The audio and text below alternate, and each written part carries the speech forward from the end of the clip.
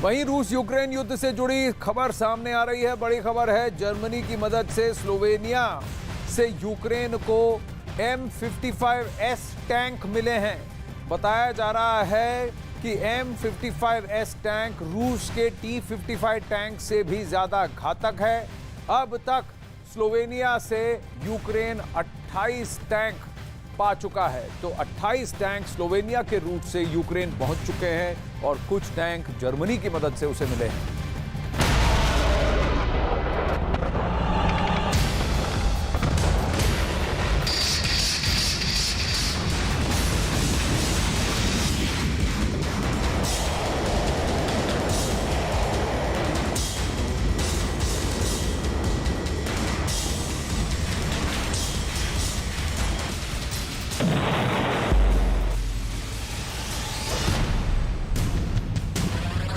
रूस करेगा वार, यूक्रेन पूरी तरह तैयार।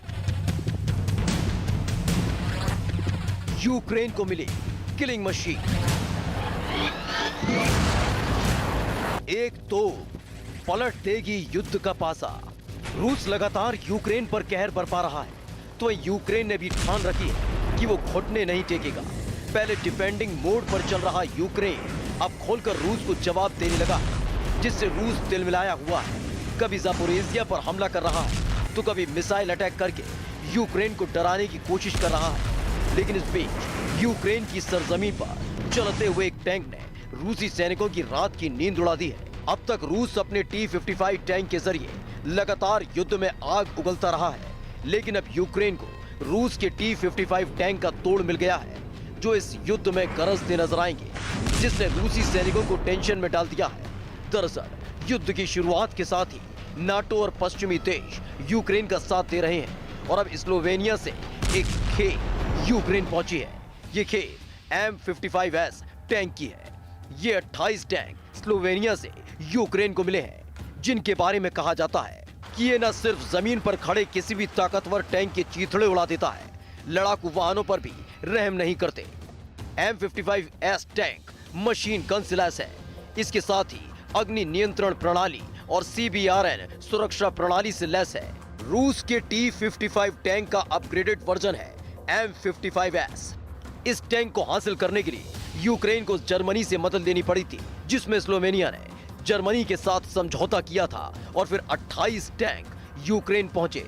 इन टैंक का इंतजार यूक्रेन को बेसब्री से था, क्योंकि सितंबर में यूक्रेन को टैंक देने के लिए स्लोवेनिया के PM के साथ जर्मनी के चांसलर का समझौता हुआ था और उसी समझौते के तहत ये टैंक यूक्रेन को मिले हैं। लेकिन इसकी गलती से भी भनक रूस को न लगे, इसका भी पूरा ख्याल रखा गया। इसलिए इन टैंक को पोलैंड के रास्ते ट्रेन से यूक्रेन भेजा गया और जिस मालगाड़ी में सवार होकर इनको लाया गया, उन पर काला कवर लगा रखा था। इन M55S टैंक का यूक्रेन पहुंचना यूक्रेन के सैनिकों के लिए खुशखबरी है, लेकिन रूस के लिए किसी एक बड़ी चिंता से कम की बात नहीं है। अब वहीं सेवेस्तोपोल नेवल बेस पर हुए ड्रोन अटैक के बाद रूस ने कीव, खार्किव और यूक्रेन के दूसरे कई शहरों में ताबड़तोड़ हमले किए हैं। रूस और यूक्रेन के बीच जारी जंग को शुरू हुए करीब 250 दिन पूरे हो चुके हैं और जैसे जैसे ये जंग आगे बढ़ रही है, इसकी तबाही का दायरा भी बढ़ता जा रहा है।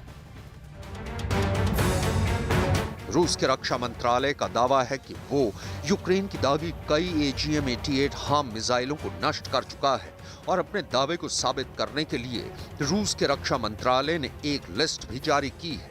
रूस के रक्षा मंत्रालय की इस लिस्ट के मुताबिक 29 अक्टूबर को रूस के एंटी एयर डिफेंस सिस्टम ने 8 हार्म मिसाइलें नष्ट की। इससे पहले 25 अक्टूबर को 3 हार्म मिसाइलें तबाह की गई। 23 अक्टूबर को 1, 22 अक्टूबर को 3 और 21 अक्टूबर को 2 हार्म मिसाइलें नष्ट की। रूस का दावा है कि यूक्रेन खेरसॉन में भी AGM-88 हार्म मिसाइलों के हमले कर रहा है, लेकिन इनमें से ज्यादातर मिसाइलों को उसके एयर डिफेंस सिस्टम तबाह कर चुके हैं।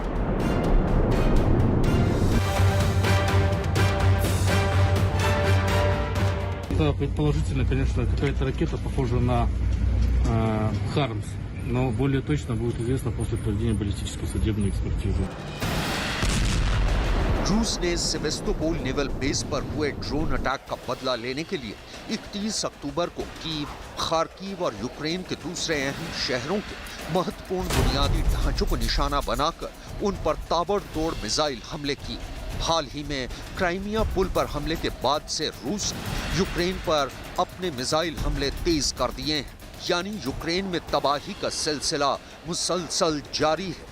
रूस और यूक्रेन के बीच जारी जंग को शुरू हुए 250 दिन पूरे हो चुके हैं और जैसे जैसे ये जंग आगे बढ़ रही है, इसकी तबाही का दायरा भी बढ़ता जा रहा है। जंग के मैदान से तबाही के नए वीडियो सामने आ रहे हैं। रूस के राष्ट्रपति व्लादिमीर पुतिन ने जिस मकसद के तहत यूक्रेन में स्पेशल ऑपरेशन शुरू किया था, वो कुछ हद तक कामयाब जरूर हुआ है, लेकिन पूरा अभी तक नहीं हुआ है। और इस हकीकत से तो राष्ट्रपति पुतिन भी अच्छी तरह से वाकिफ है कि जब तक वो कीव को फतह नहीं कर लेते, उनका मकसद पूरा नहीं होगा। लेकिन जिस तरह